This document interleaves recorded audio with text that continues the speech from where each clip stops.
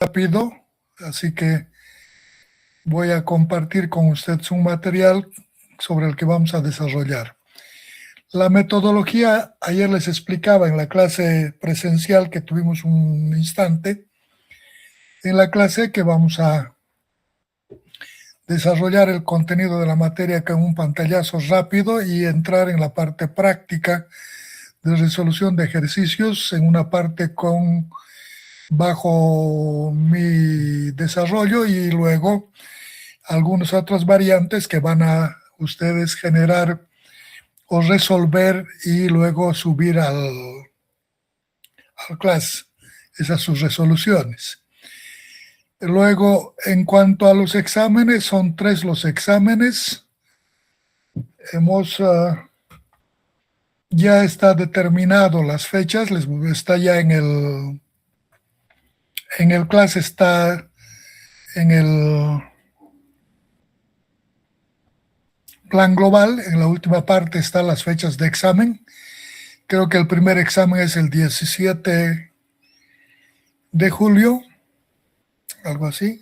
Ahí están las fechas, sobre el 50% de materia. Luego el segundo examen creo que es el 23 o 24, algo por ahí, de julio, sobre el 100% de materia avanzado hasta esta fecha, y el tercer examen igual sobre el 100% de materia. También está publicado en este class la reglamentación del invierno. Las autoridades han sacado una reglamentación en la que hay que cumplir asistencia, no sé cuántas cosas, que seguramente ustedes conocen. De todas formas, está este material en el class. Si quieren verlo, igual abren y lo van a ver. Lo mismo ya está en el class, las prácticas de cada tema. Por la duración del curso no vamos a entrar en la revisión exacta de todos, sino para que ustedes utilicen en sus aplicaciones y puedan resolver la mayor cantidad posible de los ejercicios para que puedan fijar el conocimiento teórico práctico que vamos a desarrollar en las clases. Eso es la clase y vamos a entrar directamente a manejar .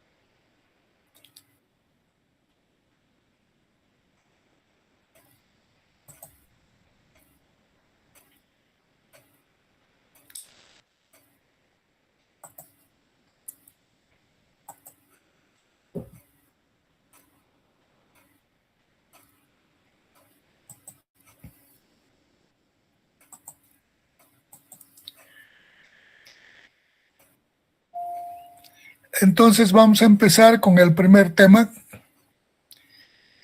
que se refiere, en realidad la materia consta de 5 temas.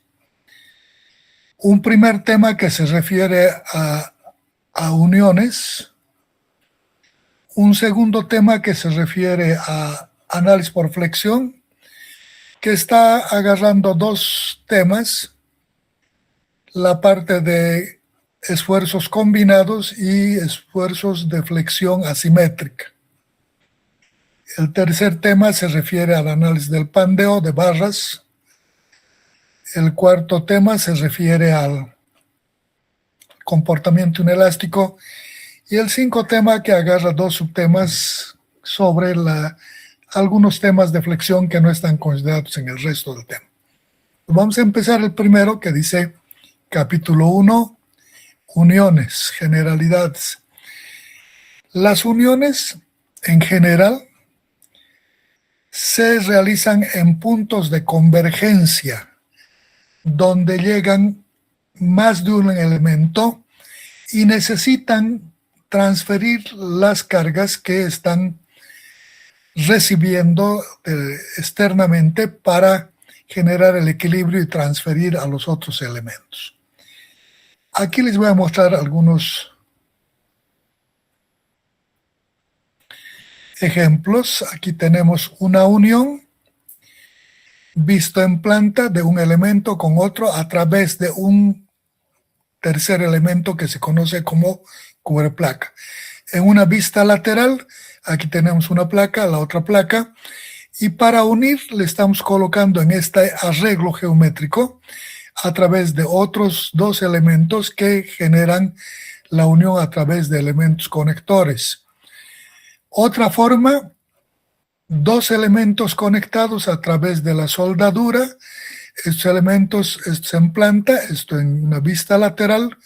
Tenemos una placa, otra placa y los puntos donde entran en contacto al finalizar los bordes de las aristas de las placas, se aplica la soldadura. Otras formas de uniones, aquí tenemos otra forma, un elemento vertical con un horizontal a través del traslape de los dos elementos y la colocación de elementos conectores que generan este arreglo. Otra forma, un elemento que soporta las cargas que va a transferir el elemento superior a través de un pasador, un elemento, una forma de arreglo muy particular que permite normalmente agarrar grandes cantidades de carga. Otro tipo de arreglo, un elemento vertical, un horizontal, en el que en la parte de la arista final del elemento horizontal con el vertical se coloca el elemento de conexión, que en este caso es la soldadura.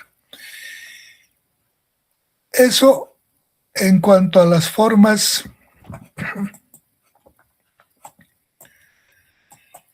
de arreglos. Entonces podemos decir que una unión es el arreglo geométrico de colocación de elementos estructurales en un punto y conectarlos a través de algún mecanismo o algún elemento adicional para generar este comportamiento, generando un funcionamiento que corresponda a la idealización del proyecto de la estructura, cómo queremos que agarre las cargas y cómo queremos que transfiere para que pueda funcionar adecuadamente. Para generar estas uniones, hoy la tecnología ha desarrollado en forma vertiginosa y disponemos de varios elementos. Aquí les voy a mostrar algunos elementos de unión. Tenemos entre los elementos de unión los roblones o remaches, los pasadores, los pernos y la soldadura. Vamos a ver, todos conocen lo que es un remache, un roblón, que puede tener diferentes formas. Esta es una de las formas. Una cabeza semiesférica, un vástago circular, cilíndrico de sección circular, en el que una vez colocado en la posición que le corresponde, se genera la otra cabeza por un efecto de martilleo, aplicación de presión, calor, o dependiendo del sistema que estemos utilizando. Otra variante, aquí tenemos un pasador que tiene una cabeza que puede ser esférica plana, puede ser hexagonal, puede ser octogonal, está normalmente compuesto de un vástago cilíndrico de sección circular y en la parte final puede tener una caracterización para el seguro. En algunos casos, cuando las cantidades de cargas que vamos a soportar son pequeñas, se puede colocar seguros de chaveta, se tiene una perforación y a través de él se coloca el seguro. Otra forma es que en este vástago, en la parte final, tienen estrías y este es un seguro que se coloca a presión que no retrocede por las estrías que tiene el elemento. En otros casos, donde la cantidad de cargas que van a recibir es grande, se coloca normalmente este pasador de una cabeza, puede ser cuadrada, hexagonal, un vástago que tiene una parte lisa, cilíndrica, y otra parte roscada. en la que se coloca un elemento de apriete que se llama tuerca. Es para elementos de alta resistencia. Entre otros también tenemos los pernos, que es una variante, una cabeza, un vástago cilíndrico con una parte lisa y una parte roscada donde se coloca la tuerca de ajuste. Dos elementos que van inmediatamente después de la cabeza y de la tuerca, que se conocen con el nombre de arandelas y que su propósito es distribuir las cargas en el proceso de apriete en forma uniforme al elemento. Otro elemento de unión es la soldadura. Dos elementos unidos a través de este arreglo. La soldadura es esta parte que está conectando los dos elementos. Otro arreglo tipo de la soldadura, un elemento traslapado con otro y en el borde común se aplica la soldadura. Otro arreglo, dos elementos a unir, se coloca en una forma tal que genera un ángulo y en la parte del ángulo vacío se coloca la soldadura. Otro arreglo, se coloca el elemento horizontal, el vertical y en la parte de la arista que entra en contacto se aplica la soldadura. Otra variante de traslape de esta, que en vez de ir de contacto entra en traslape y las soldaduras se aplicarán en estas líneas correspondientes. No son las únicas, son más o menos las que estoy mostrándoles como una idea inicial. Normalmente, para generar o para analizar las soldaduras, ya hemos visto lo que es una soldadura, qué elementos disponemos y qué tipo de arreglos podríamos hacer. Para el análisis, la determinación de los esfuerzos en la soldadura, normalmente hay que clasificar las uniones de tal manera que tengamos grupos de análisis de soldaduras. Podemos clasificar por ciertas características comunes que tienen y de tal forma que podamos estudiar así de grupos que puede generalizarse para su comportamiento en cada grupo en general. Así podemos ver en la clasificación,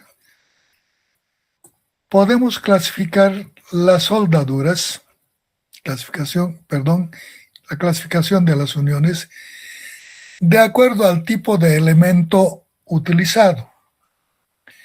Podemos denominarlas uniones roblonadas, aquellas uniones en las que se ha hecho mediante roblones. Uniones empernadas, aquellas en las que los elementos de unión son pernos, como en este caso. Uniones de pasador, como esta, en la que la unión se está realizando a esta horquilla superior con la horquilla inferior mediante este pasador.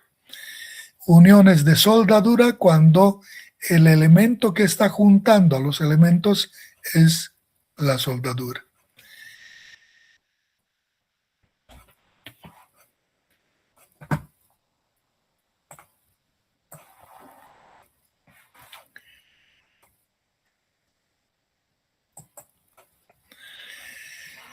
Una vez que hemos visto los tipos de elementos que disponemos para generar las uniones, podemos empezar analizando cada grupo por el tipo de elemento utilizado.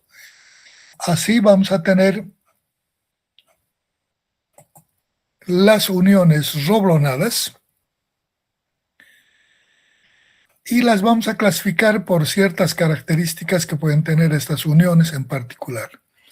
Por ejemplo, una forma de clasificar las uniones que están realizadas con roblones va a ser por el método de transmisión de cargas. Quiere decir, cómo recibe las cargas y de qué forma transfiere las cargas a los otros elementos. En este orden vamos a clasificar en uniones acortante. ¿Qué quiere decir esto? Un arreglo de esta naturaleza, le aplicamos las cargas, jalará esta, y entonces el elemento que está uniendo es este vástago del roblón. ¿Qué va a ocurrir? La probabilidad es que este vástago se corte en esta parte de unión. Por tanto, está transfiriendo las cargas de este elemento a este otro por esfuerzo de corte en el vástago del conector. Por eso llamamos uniones roblonadas a cortante. Las uniones roblonadas a tensión. Las uniones roblonadas a tensión tienen esta forma, un arreglo. Es una de las formas, no es la única. Colocamos los elementos, jalamos a los extremos las cargas y este vástago de los conectores generará una tensión. Podían fallar por tensión este elemento, por eso llamamos falla a tensión. También podríamos hablar de las uniones por fricción. Las uniones por fricción en roblonadas prácticamente tienden a cero, puesto que la conexión mediante roblones, el apriete que se genera solo es constructivo, no se le da una gran capacidad. Al juntar dos piezas y colocar el elemento conector, armar la otra cabeza correspondiente, genera un pequeño apriete. Ese pequeño apriete genera en la parte que entra en contacto fricción. Esta fricción es pequeña, puesto que la construcción de la cabeza no obedece a generar una gran compresión, sino simplemente constructivo, de confinamiento. Por tanto, en fricción en uniones roblonadas no es muy aplicable. Normalmente este tipo de uniones van más en uniones empernadas. Luego tenemos las uniones por aplastamiento.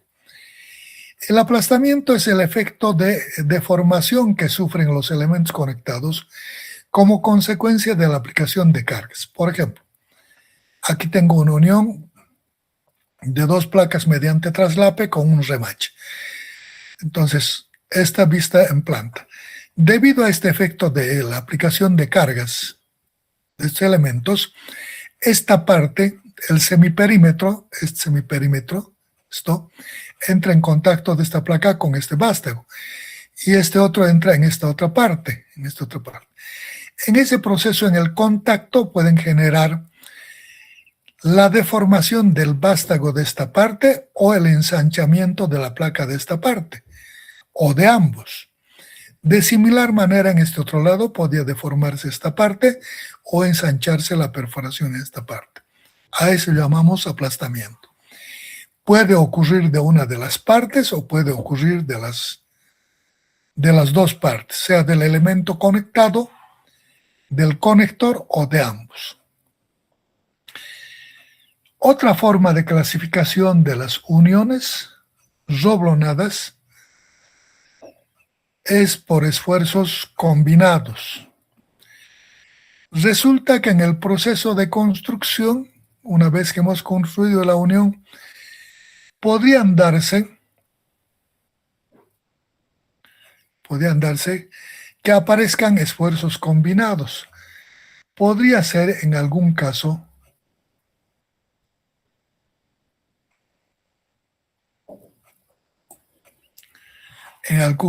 los esfuerzos combinados.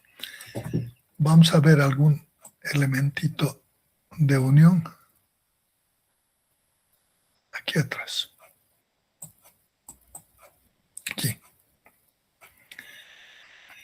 Por ejemplo, si esta es la unión, visto en plasma con un elemento cubre placa, dos elementos, a través de conectores roblones, cuando se le aplica las cargas, ¿qué puede ocurrir?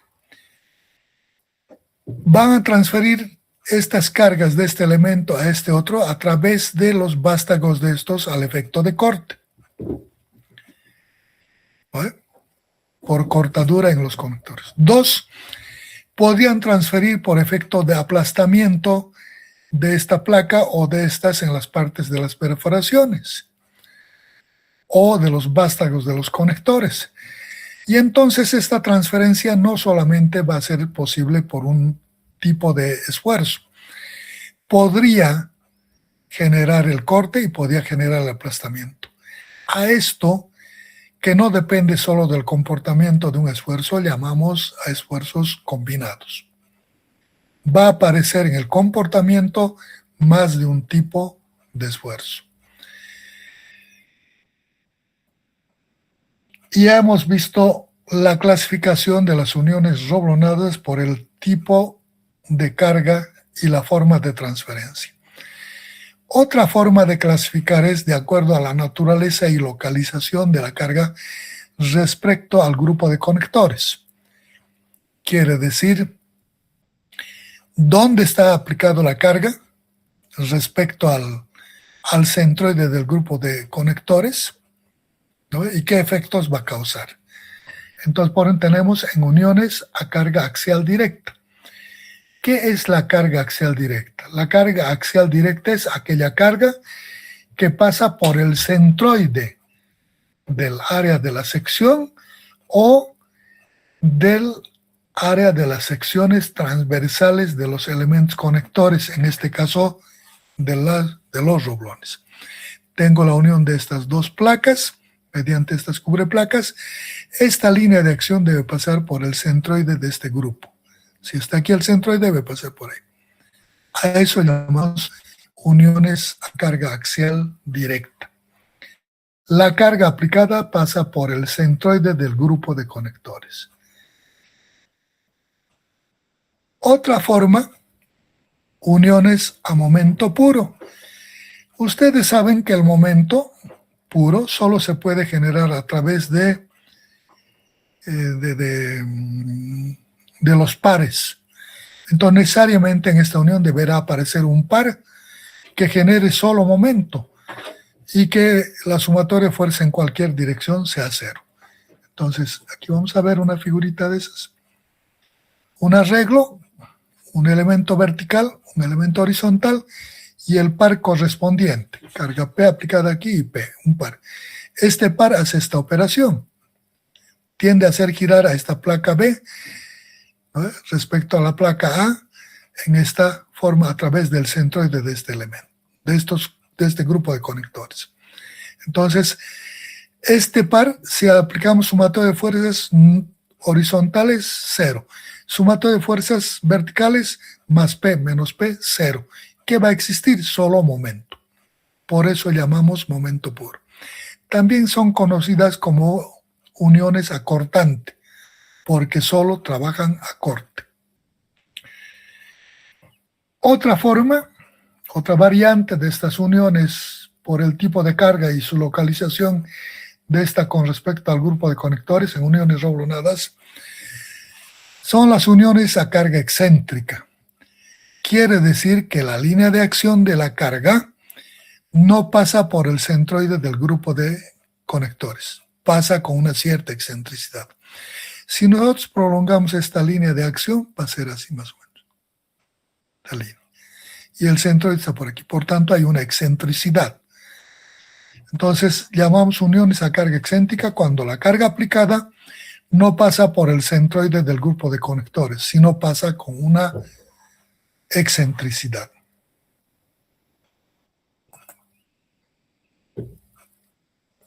Esos son los tipos de uniones o clases de uniones roblonadas. Estamos estudiando las uniones roblonadas. Una vez que hemos determinado y clasificado en los tipos de uniones y arreglos que podemos hacer, el siguiente paso es cómo determinamos los esfuerzos en las uniones. Entonces, aquí vamos a hablar esfuerzos en uniones roblonadas. Entonces, para analizar el comportamiento de las uniones roblonadas, determina el esfuerzo, en teoría elástica, hay una cantidad de parámetros que inciden desde el proceso constructivo.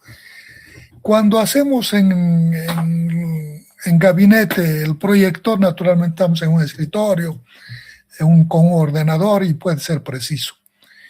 Pero construir en obra estas uniones ya tiene dificultades. Hay la temperatura, el viento, el frío, incomodidades, disponibilidad de herramientas. Hay un mundo de aspectos que va a incidir, una cantidad de parámetros grande. Esto hace que para un análisis elástico de las uniones se haga bastante complejo, un análisis de alto grado de indeterminación. Entonces lo que buscamos es generar una metodología que no sea tan morosa, que no se le lleve gran parte del presupuesto del proyecto solamente, sino que planteemos soluciones en base a algunas hipótesis que vamos a incorporar. En este orden, una unión roblonada va a haber excentricidades, fruto de las perforaciones y no precisas, aun cuando estén dentro de márgenes tolerables. Va a haber concentraciones de esfuerzo por comportamiento de la estructura, la perforación, el vástago de los elementos, las holguras que deben existir para que pueda caber el vástago del conector en la perforación, deformaciones de los vástagos de los conectores por flexión como consecuencia de la aplicación de cargas, grado de intensidad en la distribución de esfuerzos, y hay una cantidad de parámetros bastante grande que hay que considerar. Entonces, dicen los autores, si nosotros hacemos un análisis elástico del comportamiento de unión con todos estos parámetros, vamos a tener un problema de alto grado de indeterminación. Y su análisis será bastante moroso y complicado. Entonces dice, podemos optar, incorporar algunas suposiciones iniciales o ideales que aunque se den cuando estén dentro de márgenes tolerables, quiere decir dentro de márgenes de pequeñas imperfecciones constructivas que no van a atentar contra la seguridad estructural, no considerarlas. Estas hipótesis iniciales de partida. Y entonces a los esfuerzos determinados bajo esta premisa de no considerar los efectos constructivos dentro de márgenes tolerables, dice, podemos llamar a estos esfuerzos determinados esfuerzos nominales. A estos esfuerzos determinados a partir de hipótesis que simplifican el análisis elástico de la estructura llamamos esfuerzos nominales. Inmediatamente surge, si estoy determinando un esfuerzo nominal, ¿cómo voy a determinar un esfuerzo real? Los esfuerzos reales son igual a los esfuerzos nominales, a los que hemos determinado a partir de estas hipótesis, sobre un factor de seguridad. Este factor de seguridad, en cada caso particular, en las etapas de diseño verán qué valores van a tomar. Dependen de varios factores, de la intensidad, del grado de aplicación, de la repetitividad de cargas o variaciones, aspectos que les van a dar un margen de selección del factor de seguridad. En problemas comunes, más o menos bordea 2, de 2 a 2,5. Pero este es referencial. Entonces, en cada caso, ustedes determinarán el factor de seguridad correspondiente. Entonces, el esfuerzo real será el esfuerzo nominal dividido entre este factor de seguridad. Ya tenemos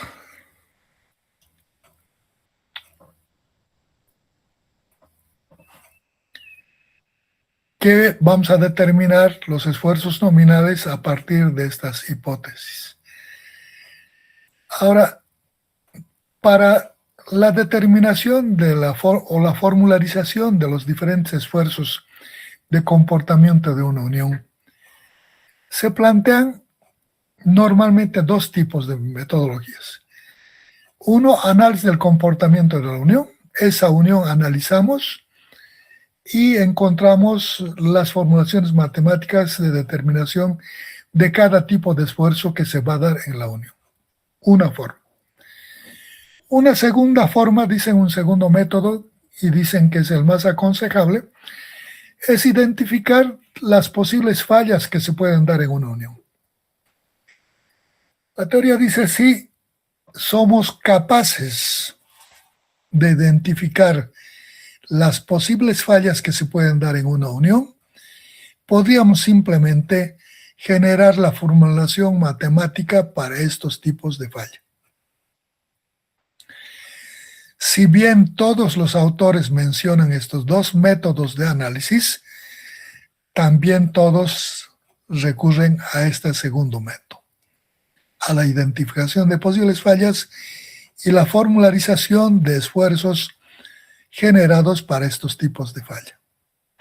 Entonces, nosotros vamos a seguir también esta línea de aplicación de los que desarrollan estos temas y vamos a empezar identificando las posibles fallas durante el servicio.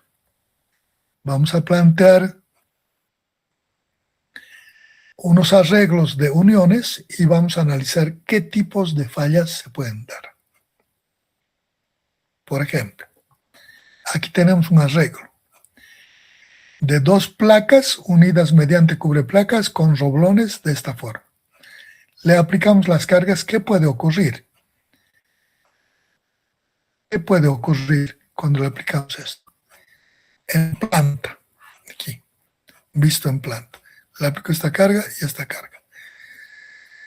Una posibilidad de falla es, este es el ancho de la placa, ancho B.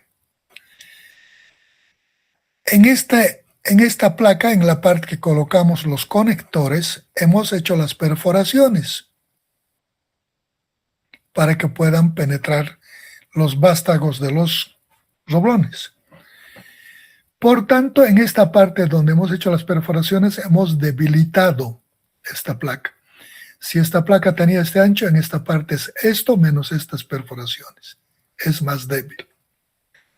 Cuando le aplicamos estas cargas, la probabilidad es que en estas partes donde hemos debilitado se rompa la placa. Y se podría romper de esta forma, suponiendo que aquí se dé la falla. Toda esta parte se va a ir con este pedazo y la rotura en esta parte, en esta línea de rotura, 1, 1, y el otro pedazo de esta forma. Visto en corte, esta rotura, vamos a ver de esta forma, que se corta, se va con estos pedazos, y este otro desde aquí con estos otros pedazos. ¿Ve? Entonces aquí estamos viendo falla por tensión de los elementos unidos, o sea, de las placas que vamos a unir. Aquí no estamos analizando la falla del elemento, sino del elemento conector, sino de los elementos conectados. La probabilidad es la falla del elemento conectado. Una forma, una posible falla. Agarramos, aumentamos su capacidad al esfuerzo de tensión de las placas, aumentamos el espesor, hacemos irrompible y volvemos a analizar la unión. No va a fallar ya por tensión. Entonces la otra probabilidad es, ya es de mayor espesor, estos también no se van a romper, le aplico la carga, entonces lo que puede ocurrir es que se corte en esta línea los vástagos de los conectores. Aquí, esta línea roja. Se cortan y va a ocurrir más o menos de esta forma. Se van a ir con este corte, han cortado este vástago, queda con este pedazo de vástago, con el vástago y cabeza, vástago y cabeza, vástago y cabeza. Entonces, otra posible falla. ¿Qué está ocurriendo? Se está cortando el vástago de los roblones. Falla por corte del elemento de unión del roblón, por corte. Agarramos, mejoramos la capacidad de soporte al corte de los vástagos, incrementamos su diámetro, hacemos incortable. Volvemos a analizar qué otra cosa puede ocurrir. Agarramos, le aplicamos las cargas y entonces podría ocurrir, ya no va a romperse la placa, no va a cortarse los vástagos de los conectores, hemos aumentado su capacidad. Cuando le aplicamos las cargas, podría ensancharse la perforación en la placa o podría desgastarse o aplastarse el vástago del conector. Así, se ensancha o se desgasta el ancho del conector. Y entonces esto empieza a tener este movimiento y ya no funciona adecuadamente como una unión. Ya está colapsado, ¿no? Por este efecto de ensanchamiento de placa o aplastamiento de vástago de conectores. A esto llamamos falla por aplastamiento de los elementos unidos o de los vástagos de los elementos conectores. 3 tipos de falla. Mejoramos el diámetro. Ya hemos aumentado el diámetro de los vástagos. Le aumentamos la capacidad al aplastamiento, al esfuerzo de aplastamiento, tanto de las placas como de los elementos conectores. Hacemos inaplastable. Entonces no va a fallar ya al corte, no va a fallar al aplastamiento, no va a fallar a la tensión. Entonces, ¿qué otra cosa más puede haber? Otra vez le aplicamos las cargas. ¿Qué otra cosa puede ocurrir? Aquí tenemos una otra posible falla. ¿Qué va a ocurrir? Ya están mejorados, le aplicamos las cargas y puede ocurrir que este elemento se salga con este pedazo de material que queda al final, así de esta forma. Puede fallar de esta forma. A esta falla se llama normalmente desgarramiento. El desgarramiento se da cuando el elemento conectado está muy al extremo de la parte final de la placa. O sea, la cantidad de material que queda detrás de la perforación es escasa, por lo que puede desgarrar. Esto se puede solucionar simplemente aplicándole la norma, colocando esta perforación a una cantidad mínima necesaria que evite el desgarramiento. Todas las normas de materiales, tanto en maderas, en estructuras metálicas, en todo tipo de material de diseño, dicen en la reglamentación, en ningún caso se deberá colocar un elemento de unión con perforación a menos de tantos diámetros del extremo libre. Con esto se cubre y no hay necesidad de analizar este caso. Por tanto, tenemos 3 tipos de falla. Esta, si bien existe, pero podemos subsanar colocando a la distancia mínima necesaria para evitar el desgarramiento. Entonces tenemos 3 tipos de falla.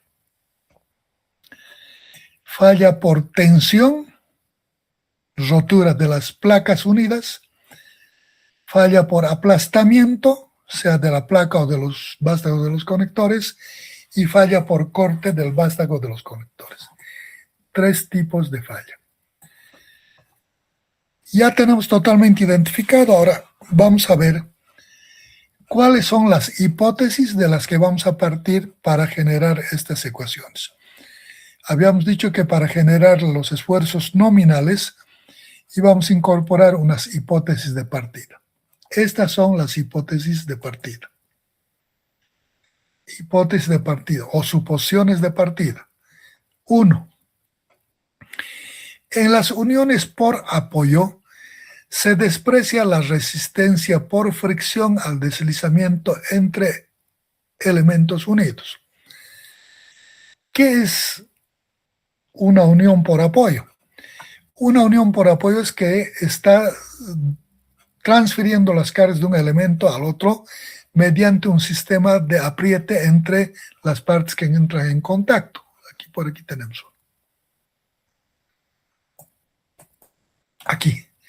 Esto es que van a entrar en contacto, esta parte con esto se va a apretar y por tanto este apriete va a evitar que esta fricción entre partes que están apretadas no va a existir, porque la transferencia de cargas, dice, no va a ser por fricción, sino por apoyo. ¿Qué son las de apoyo? Se apoyan en el vástago de los conectores y el semiperímetro. por tanto no por fricción. Eso es lo que nos está diciendo. Si hay alguna duda, me dice. Primera hipótesis. En las uniones por apoyo, quiere decir cuando la transferencia de cargas es por apoyo entre el vástago en el semiperímetro del conector y el semiperímetro de la perforación de la placa, dice, no vamos a considerar la fricción. Claro, no está transfiriendo las cargas por fricción, por tanto no hay por qué tomar en cuenta la fricción. Segunda hipótesis.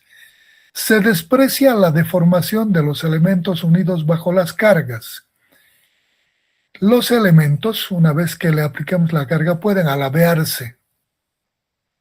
Las placas, consecuencia de las excentricidades. Como esto está dentro de márgenes tolerables, suponemos que son cantidades muy pequeñas que no van a atentar contra la seguridad de la estructura. Consecuentemente, no consideramos las deformaciones de los elementos bajo las cargas. 3. Se supone que la deformación por cortante de los conectores es proporcional al esfuerzo cortante promedio. Ustedes conocen cómo se distribuye el esfuerzo de corte en una sección circular. Entonces tiene un punto de máximo tangencial y un punto de máximo en la parte normal a la aplicación de carga, en el punto de inflexión perpendicular a la línea de acción. Por tanto, ahí aplica la máxima carga. Entonces, de aquí podemos decir que la deformación por constante del conector, estamos diciendo que no vamos a calcular con ese máximo corte. En la distribución de corte es un sistema, un arco parabólico en realidad se hace. Entonces, una parte cero en la tangente y otra en la normal, que es el máximo. Dice, no vamos a usar este máximo. Vamos a tomar un esfuerzo cortante promedio. ¿Qué vamos a hacer? Le vamos a sumar el esfuerzo cero con el esfuerzo máximo y le vamos a dividir entre 2. Y con eso vamos a calcular el esfuerzo cortante promedio. 4. Se desprecian las concentraciones de esfuerzos de tensión debido a las perforaciones en los elementos unidos. Aquí les voy a mostrar una concentración de esfuerzo.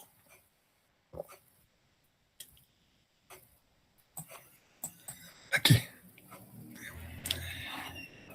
Cuando hacemos una perforación en un elemento,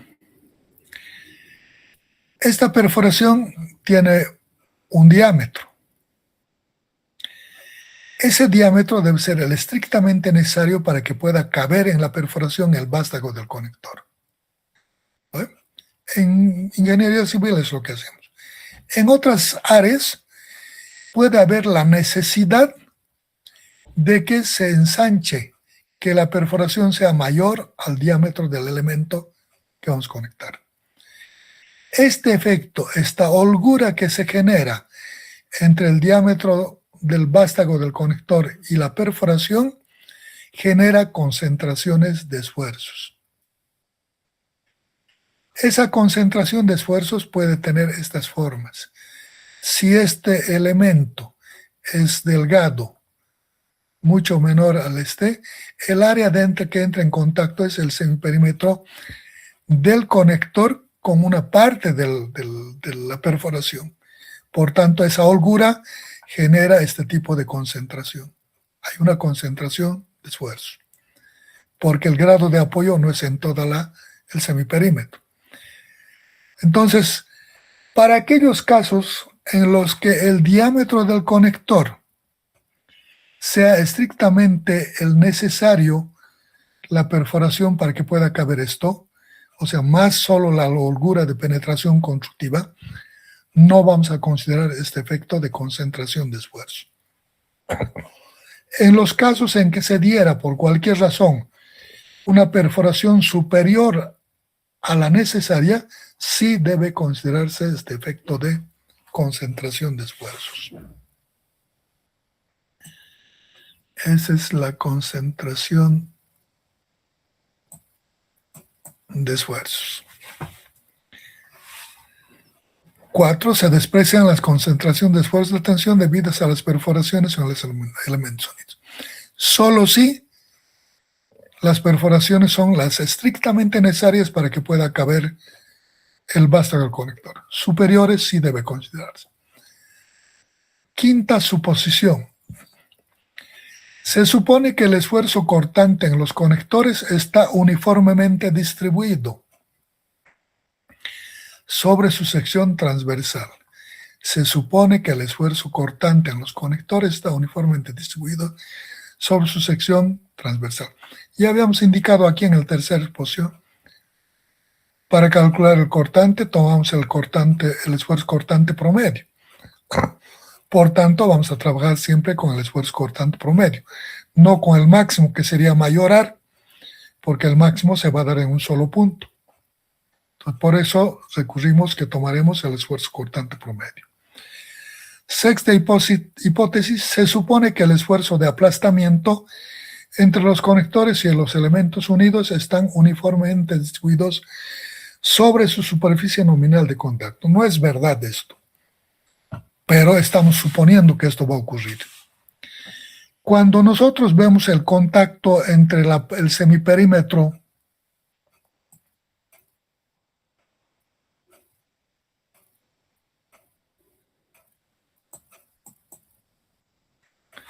vemos aquí el contacto de esta placa con esta, entra en este semiperímetro, en esta parte. Esta otra placa con esta entra en este otro semiperímetro. Por tanto, no es cierto que el esfuerzo de aplastamiento es un esfuerzo constante. Es variable. Tiene un máximo, tiene cero en esta parte, y en esta parte que es el máximo apoyo es el máximo. Tiene una distribución variable de esfuerzo. Cuantificar este esfuerzo variable de aplastamiento en el semiperímetro de la perforación y del vástago del conector es bastante complejo, moroso. Entonces lo que está haciendo en esta denominación es incorporar un nuevo concepto, área nominal de contacto. Dice, vamos a considerar que el esfuerzo de aplastamiento es el esfuerzo cortante promedio. Quiere decir 0 más máximo entre 2 el medio. Va a ser constante, de la misma magnitud. No es verdad, vamos a suponer eso. Pero para eso no le vamos a afectar sobre esta área, que es el semiperímetro. Incorpora un área que llama área nominal de contacto. ¿Qué es el área nominal de contacto? El área nominal de contacto es el diámetro nominal del elemento conector multiplicado por el espesor del elemento conectado. Y de esa forma planteamos un comportamiento bajo esfuerzo nominal.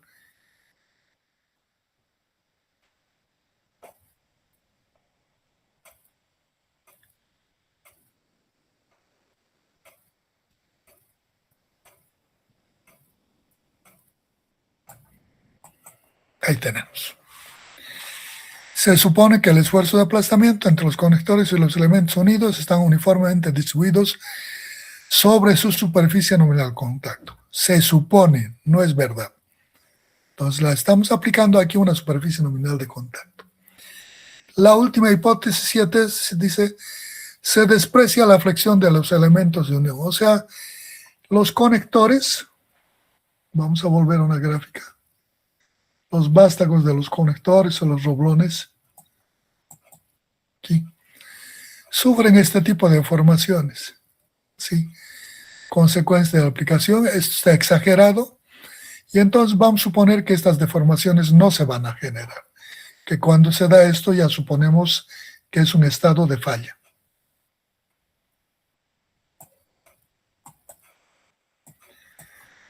Siete hipótesis de partida que nos van a ayudar a determinar los esfuerzos nominales en uniones roblonadas.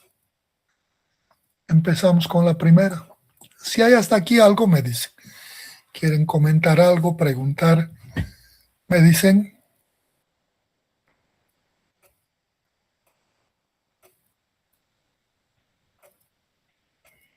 Nada.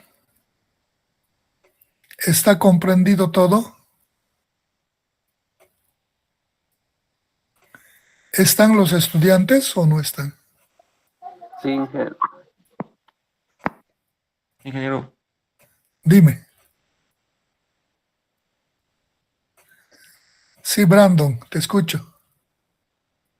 No, le comentaba. Nada, dije todo entendido. Ah, perfecto. Entonces proseguimos. Vamos a empezar a formularizar uniones roblonadas bajo carga axial directa. Esfuerzo unitario nominal de tensión. La tensión, hemos indicado, es el esfuerzo que se genera, o la falla por tensión, hemos dicho, es la rotura de la placa o del elemento conectado en la línea que hemos debilitado. Si hay una sola línea, analizamos solo esa línea. Si hay varias líneas de roblones, analizamos las diferentes líneas, que el esfuerzo en cada línea puede ser diferente. Por ejemplo, en placa principal T2, aquí tenemos un arreglo de una unión. Visto en planta, tenemos una placa, otra placa y la cubreplaca y 3 elementos en cada lado, roblones. Vista lateral, esta, la placa izquierda, derecha y las cubreplacas y los elementos conectores. La teoría dice que los elementos, la tensión en las placas, normalmente se rompen en las partes que hemos debilitado, o sea, donde hemos hecho las perforaciones. Estas líneas de rotura dice que son perpendiculares a la línea de acción de la carga. Es la línea de acción de la carga. Entonces, armó una línea posible de rotura, perpendicular, 1, 1. Quiere decir que la placa podría romperse en esta línea, sea esta, o esta, o esta, o las 3 también. Una segunda línea de rotura, esta. Aquí. Bueno, como es simétrico, estas otras van a obedecer a similar comportamiento. Entonces, si yo quiero determinar el esfuerzo de tensión en esta placa, en la cubreplaca, o en la placa, debo identificar, aquí digo, esfuerzo de tensión, sigma sub T. Este es el símbolo del esfuerzo de tensión, sigma sub T. Sigma sub T. T2 quiere decir en la placa de espesor T2, en esta placa, en esta. Y este numeral dice 2,2, quiere decir en esta línea, en la línea 2. Esfuerzo de tensión en la placa de espesor T2 en la línea 2,2. Visto, hemos enumerado esta la línea 1,1 y esta la línea 2,2. Entonces quiero determinar el esfuerzo en esta línea, en esta placa de posible falla. Entonces, ¿qué tengo que hacer? La carga que incide en esta línea, en este elemento, P22. ¿Eh? La carga en la línea 2,2 para esta placa. Como es carga axial, esto pasa por el centroide de grupo de conectores, esto es P sobre A, entonces el esfuerzo va a ser P sobre A, P, la carga, y el área que se opone. ¿Cuál va a ser el área? El área de la sección transversal de esta placa, de la placa de espesor T2, en esta área. Esa placa es igual al ancho B menos la sumatoria de las perforaciones, ¿no? Aquí hay una perforación, el diámetro del roblón. Ahora, este diámetro, esta perforación, para que pueda caber el vástago se le aplica una holgura. La perforación debe ser mayor al diámetro del roblón para que pueda caber en la perforación. Esa holgura normalmente es un 16 de pulgada, está normado. El efecto constructivo dice que deforma el perímetro de esta perforación haciendo un punzonamiento. Ese punzonamiento dice que es del orden del otro 16 de pulgada. Por tanto, la holgura fluctúa en un en 2/16 de pulgada, 1/8 de pulgada. Entonces, este ancho va a ser B menos este diámetro y más la holgura correspondiente. Lo estoy poniendo aquí. B, el ancho. Sumatoria de las perforaciones. Aquí hay una sola, esta va a ser 1. De aquí, diámetro del roblón, más 1/8 de pulgada es 0,32 centímetros. Está colocado en centímetros. Esto es 1/8 de pulgada. Entonces, y eso, esto, menos esto, ya tengo este ancho. Le multiplico por el espesor, por este espesor de esta placa, y tengo el área, esta área, en esta parte, en ese corte. Ya tengo P sobre A y ya tengo el esfuerzo para esta línea. Quiero para la línea, para otra línea, en la línea 1, le aplico esto mismo, solo que aquí la carga que llega a este punto debe ser la carga en P1, ¿no? Y entonces esto también va a ser diferente, esta área, la área correspondiente aquí, que va a ser el ancho B menos sumatoria de estas dos perforaciones más su holgura, ¿no? Desde que y es 1 hasta que es 2 por el espesor de la placa. Eso le aplicamos a cada elemento. Si voy a hacer de la cubreplaca, este elemento de la cubreplaca, lo mismo, identifico la cantidad que llega a esa línea que voy a tomar y la cantidad de perforaciones que tiene en esa línea. Y generaré esta ecuación similar para determinar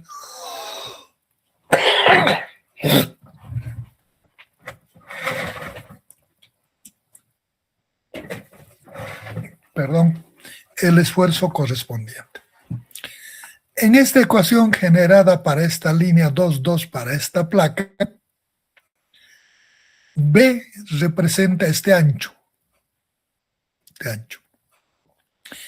T2 representa este espesor, el espesor de la placa. Phi sub R representa el diámetro del vástago del conector. Diámetro del vástago del conector. P22 es la carga en la línea de rotura. En esta unión, la carga es P, la que está afectando a toda la unión. Pero a esta línea de rotura no va a llegar esta carga P en su totalidad. Esta carga P está afectada aquí. Para esta línea, para que llegue aquí la carga a esta línea de rotura por tensión, primero parte de esto va a soportar esta parte de los elementos conectores. Puede ser en corte, en aplastamiento. Y lo que queda recién va a llegar aquí. Entonces debo analizar para cada caso de línea de rotura en tensión la carga que llega a esa línea. A eso se refiere. ¿Dónde estábamos? Aquí. P22. Carga en la línea de rotura 2,2. Esta es la carga en la línea de rotura. No es la carga aplicada a la unión. Es la carga aplicada a la unión, ¿eh? Restada lo que soportan las otras líneas de rotura para la tensión. Esto es para tensión. Aquí está hecho para cubreplacas, suponiendo la cubreplaca en la línea 1,1. Aquí está. Esfuerzo de tensión. La cubreplaca es este elemento. Entonces digo T1 en la línea 1, de espesor T1, es su espesor T1. La línea 1 es esta. Tiene dos perforaciones, entonces aquí diré la carga que llega a este elemento no es este, sino que hay que generar el equilibrio de esta con estas dos placas. Aquí va a ser P medios, y de aquí P medios debe restarse la carga que soportan en esta línea, y la diferencia va a llegar aquí. A esa le vamos a llamar P11, dividido entre el ancho de esta cubreplaca, B, menos el número de perforaciones aquí, de 1 hasta n, del diámetro del conector más la holgura multiplicado por el espesor de esta placa, para esta línea. Y así pueden aplicarle para cualquier sección. Este proceso obedece al equilibrio estático. En realidad se plantea un equilibrio estático en cada línea de rotura de la magnitud de esfuerzo que va a soportar cada uno de los elementos. Ya tenemos el esfuerzo por tensión. Esfuerzo unitario nominal de corte. Es el tipo de unión, la mitad, partido de aquí, de este problema. Aquí por simetría, aquí lo corto y voy a tener esta mitad. Me lo llevo atrás. Ahí está la mitad. La carga P, el espesor T2, las cubreplacas de espesor T1, es en equilibrio estático. Esta carga P externamente debe estar bajo este equilibrio. Sumarse esto debe darme P, así no están en equilibrio estático. ¿Qué es el efecto de corte? El esfuerzo de corte hemos dicho que se da en estas vástagos de los conectores. Entonces, para que ocurra la falla por corte, debe cortarse aquí y aquí. Y esto irse con esto a un lado y al otro con los pedazos de corte. Ocurrir de esta manera. Como es carga axial, esfuerzo de corte es igual a P sobre área. Tau es el esfuerzo de corte, P es la carga que incide en la unión y el área que se opone al corte. Entonces, ¿esta área a qué obedece? Si los diámetros de los conectores son diferentes, se debe sumar las áreas de las secciones transversales de los conectores. Normalmente en la práctica no se coloca diferentes diámetros, un solo diámetro para todos los casos. Entonces, lo que se hace es calcular el área transversal de un elemento conector y se le multiplica por el número de conectores o se le suma, en caso que sean diferentes, todas las áreas de los conectores. Además, depende del número de planos de corte. Para que esto ocurra, esta falla de esta forma, necesita cortarse aquí y aquí. A esto se llama plano de corte. En esta unión tenemos un plano de corte y otro plano de corte. NP, llamamos plano de corte. Dos planos de corte. La carga P, la carga que incide en la unión. Y el área que se opone. Aquí tengo el número de roblones, digo sumatoria desde I1 hasta que I es, aquí tengo, no sé, 4 roblones, para 4 roblones. Puede ser por 4 también, o puede ser I igual a 1 hasta I igual a 4. Este es el área de una sección transversal del vástago, pi por r al cuadrado sobre 4, el área de un vástago. Sumado de los 4 tenemos el total. Por el NP tenemos la cantidad de corte y el esfuerzo será la carga que incide sobre la unión dividida sobre el área total de esfuerzo de corte que se opone a esta falla.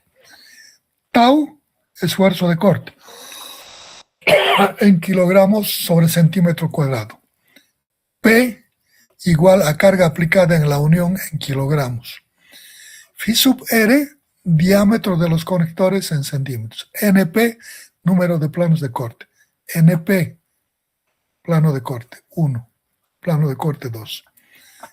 Bueno, entonces, tenemos la ecuación generada para determinar el esfuerzo de corte. Pasamos. Ya tenemos esfuerzos de tensión y esfuerzos de corte.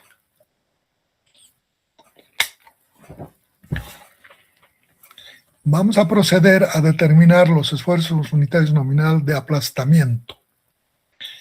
¿Qué es el esfuerzo unitario nominal de aplastamiento? Es el esfuerzo que se genera como consecuencia del desgaste o el aplastamiento del semiperímetro de la perforación o del vástago del elemento conector. Aquí tenemos. Este elemento con este conector van a entrar en este semiperímetro en contacto. Y entonces se puede aplastar esta perforación o se puede deformar este elemento que entra en contacto en este otro semiperímetro. Puede aplastarse la perforación en esa parte ensanchándose o puede desgastarse, deformarse el vástago del conector o ambos. A eso llamamos aplastamiento. Entonces el esfuerzo de aplastamiento se denomina con la letra sigma sub B. Este es sigma sub B. Sigma sub B. El aplastamiento puede darse esta placa con el vástago o esta placa con este vástago.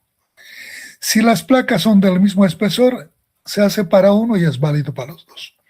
Si son diferentes espesores, hay que hacer para cada placa y el vástago correspondiente. Por eso aquí vamos a identificar esfuerzo de aplastamiento con la placa de espesor TN, quiere decir solo con esta placa. Es igual a la carga que incide sobre esa placa. Si esta es la placa de espesor TN, la carga que incide sobre esta puede ser esta PN, placa TN. Sobre el área nominal de contacto. El área nominal de contacto hemos dicho que es el diámetro de este pasador multiplicado por el espesor de este elemento y multiplicado por el número de elementos conectores.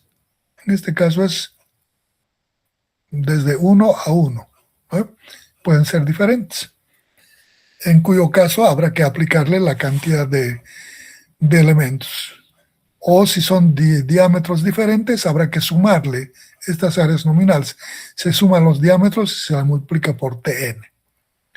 Entonces, sigma sub Btn, esfuerzo de aplastamiento en la placa con la placa de espesor Tn. Ptn, carga que incide sobre esa placa de espesor Tn. Phi sub r, diámetro de los conectores. Tn, espesor del elemento unión en análisis. Si estoy analizando esta placa, será de esta. Si estoy analizando esta, será de esa. De esa forma, hemos alcanzado los esfuerzos unitarios nominales en uniones roblonadas bajo carga axial directa. Hasta aquí, ¿alguna cosa que quieran preguntar, comentar?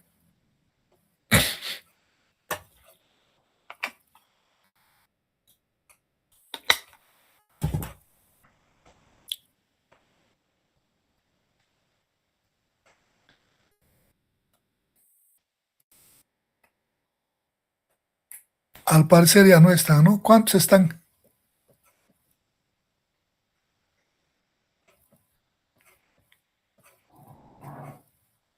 ¿No hay? Todo claro, Inge. Vamos a hacer una aplicación numérica,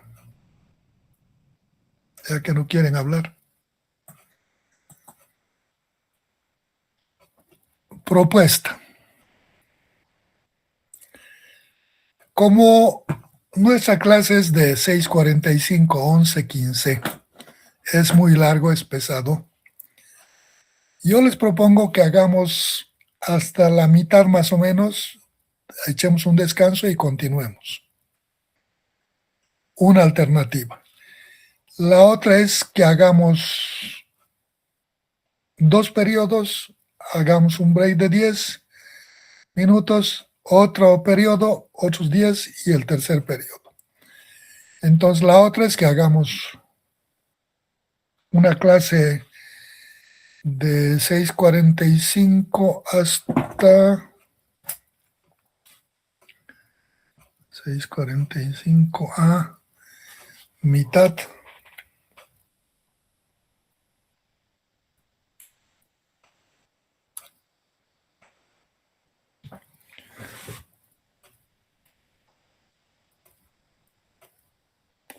Hasta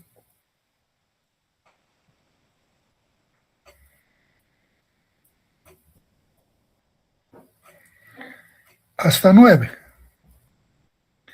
Una vez que hagamos de 6:45 a 9, hagamos un break. Puede ser 8:50, 8:55, algo así. Hacemos un break de 10 y luego de 9 a 11:15. ¿Qué dicen?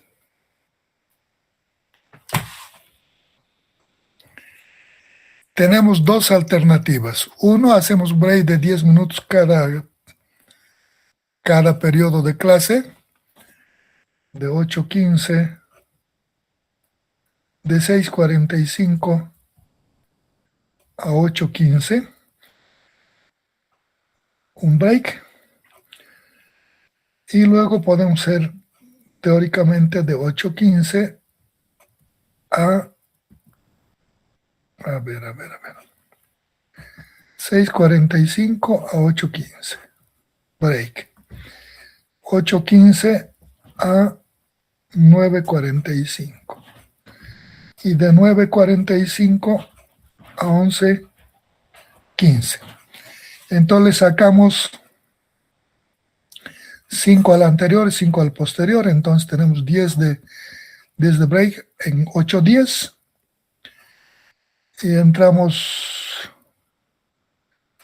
8:20. Terminaríamos 8:10 la primera, luego 8:20 empezamos y vamos hasta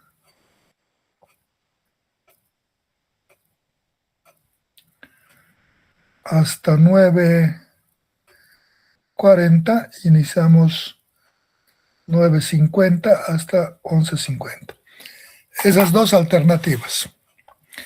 ¿Quieren un break en medio o quieren dos breaks? Dos periodos de descanso. Les escucho. Dos. Dos, Inge. ¿Quieren dos? Sí, está bien. Dos, sí.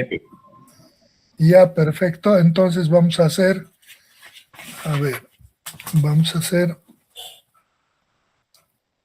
de 6:45 a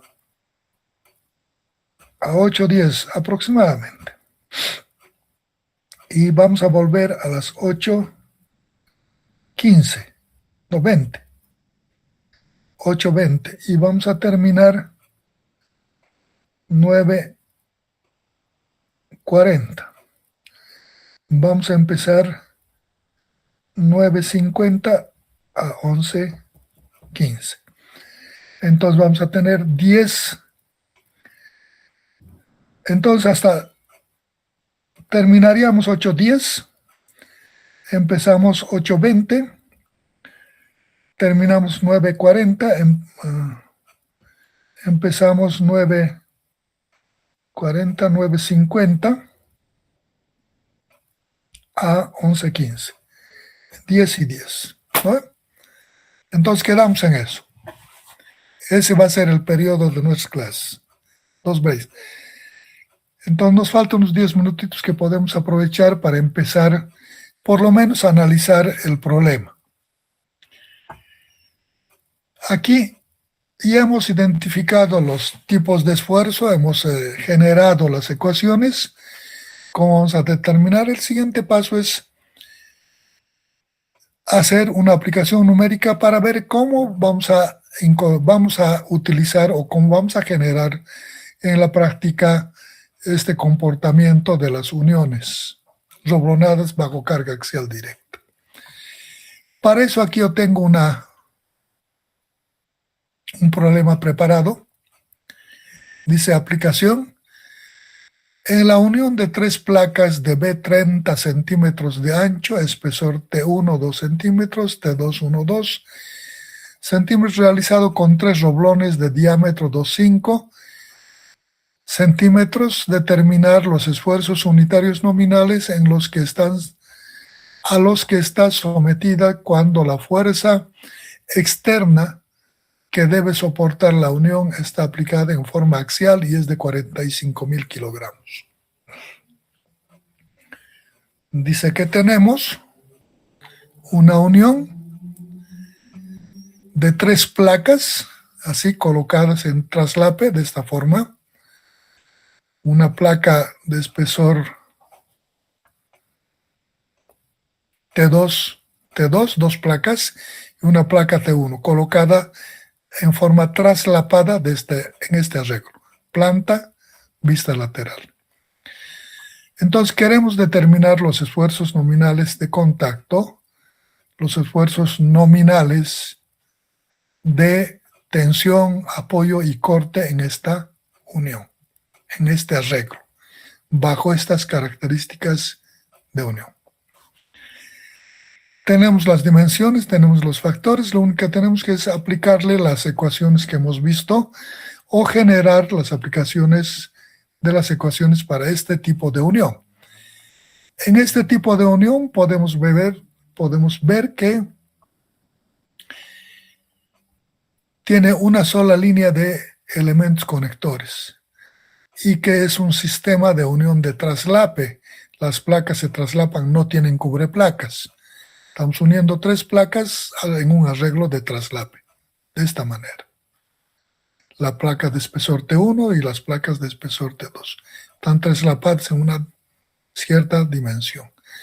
Entonces, para cada caso, determinaremos en esta unión, determinaremos el esfuerzo de unión de corte en el vástago, esfuerzo de aplastamiento en el vástago y las placas.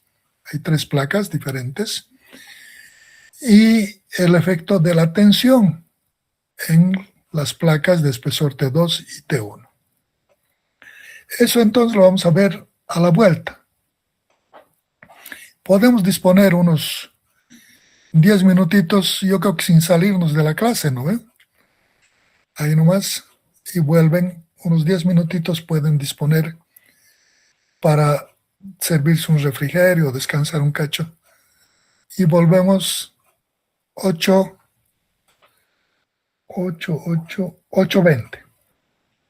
8:20 reiniciamos nuestra clase. ¿Está bien? Sí, Inge. Perfecto. Nos vemos en 20 minutos.